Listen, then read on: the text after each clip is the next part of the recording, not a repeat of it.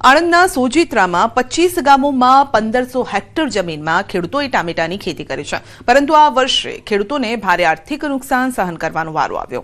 5 થી 8 હેક્ટર જમીનમાં ખેડૂતોએ પોણા 2 લાખથી 2.5 લાખ ખર્ચ કર્યા છે અને જેની સામે વળતર માત્ર 35,000 થી 50,000 સુધીનું મળ્યું છે। ખેડૂતોનો આક્ષેપ છે કે વેપારીઓ 5 થી 7 રૂપિયા કિલોના ભાવે ટામેટાની ખરીદી કરી રહ્યા છે। રાજ્ય સરકાર ડાંગર, ઘઉં, ચણા, બાજરી, ટેકાના ભાવ નક્કી કરે છે।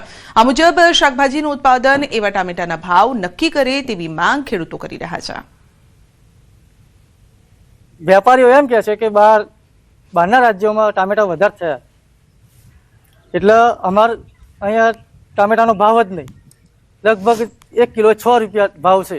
પોણા 6 હેક્ટરમાં વાવેતર કરેલું છે ટામેટીનું, અને અત્યારે ટામેટીના ભાવ પણ પૂરતા જેવા મળતા નથી। તો મારી સરકાર પાસે એક આશા છે કે ટામેટાના ભાવ ટેકા